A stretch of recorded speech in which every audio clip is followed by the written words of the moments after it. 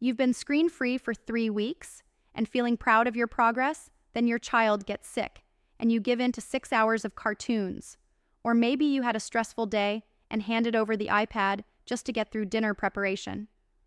Now your child is begging for screens again, having epic meltdowns about limits, and you feel like all your hard work has been completely destroyed. You're wondering if you need to start the entire detox process over from day one, and you're questioning whether you have the strength to go through those difficult first weeks again. But here's what most parents don't realize. Setbacks are not failures, and they don't erase your progress, but how you handle them determines whether they become minor detours or complete derailments.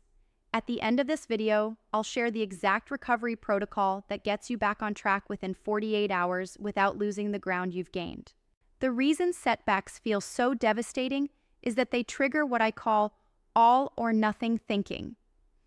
The belief that any deviation from your plan means complete failure. You see your child's renewed interest in screens and interpret it as proof that they never really changed, that their previous progress was superficial, or that you're not strong enough to maintain healthy boundaries.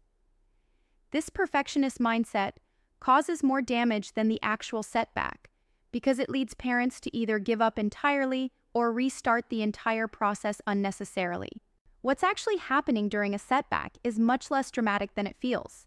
Your child's brain hasn't forgotten how to enjoy non-screen activities or return to complete screen dependency overnight.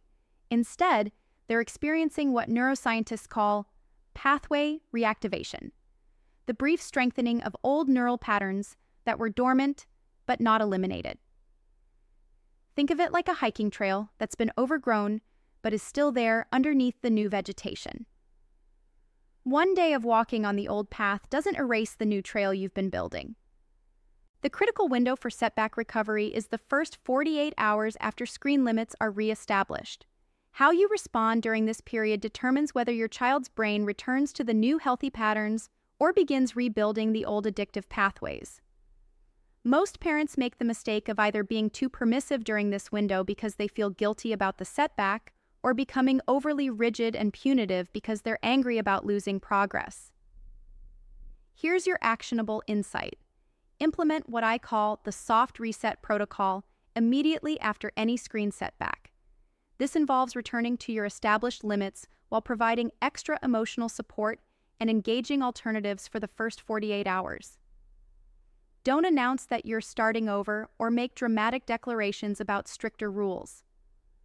Simply return to your normal boundaries while acknowledging that the transition might feel difficult for a day or two because their brain is readjusting. The soft reset protocol includes 3 specific strategies.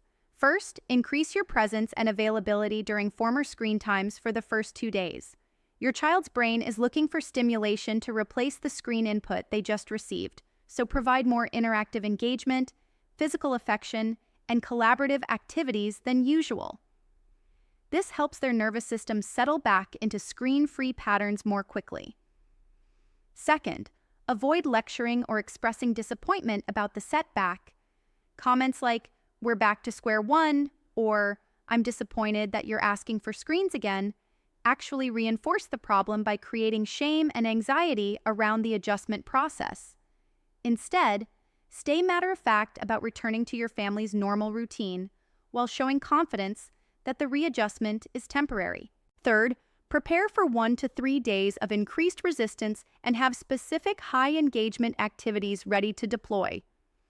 Your child might test boundaries more intensely after a setback because they're hoping to negotiate permanent access to the screen time they just experienced.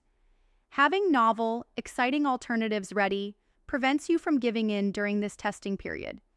The most important thing to understand about setbacks is that they're often signs of progress, not failure. Children who have genuinely adapted to screen-free living typically don't beg for unlimited access after brief exposure to screens. They might ask for more time, but they don't return to the desperate, dysregulated behavior that characterized their original addiction. If your child does show intense regression after a minor setback, this usually indicates that their previous adaptation was still fragile and they need more time to develop truly stable screen-free patterns. Different types of setbacks require slightly different responses. Planned setbacks like sick days or travel often cause less disruption because your child's brain doesn't interpret them as permanent changes to family rules. Unplanned setbacks caused by parental stress or exhaustion can be more challenging because they feel unpredictable to your child and may create anxiety about when screen limits will be enforced. The length and intensity of the setback also affects recovery time. A single afternoon of screen use typically requires only 1 or 2 days of readjustment, while a week of unlimited access during illness or family crisis might need 4 to 7 days to fully stabilize. However, even significant setbacks don't require restarting the entire detox process if you respond appropriately during the recovery window. Some parents worry that acknowledging setbacks as normal will give their children permission to expect regular exceptions to screen limits. The opposite is actually true. When you handle setbacks calmly and confidently, returning quickly to established routines, your child learns that your boundaries are resilient and reliable rather than fragile rules that break under pressure. The families who successfully navigate screen addiction recovery long-term are those who expect and plan for occasional setbacks, rather than viewing them as catastrophic failures. They understand that building new habits in children is rarely a linear process, and that temporary reversions are part of developing lasting change. Recovery from setbacks becomes easier each time because both you and your child develop confidence in your ability to return to healthy patterns. Your child learns that screen exposure doesn't automatically mean unlimited access, and you learn that temporary lapses don't erase months of progress. This resilience serves your family well during future challenging situations when maintaining perfect boundaries might be temporarily difficult.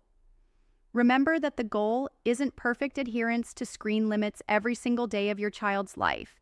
It's developing a healthy, sustainable relationship with technology that can withstand occasional disruptions and return to balance quickly when circumstances allow. Comment below and let me know what you are currently struggling with relating to your kids' obsession with screens. Click the link or check my bio to discover an ebook that can give you all the skills that you need to stop your child's screen addiction.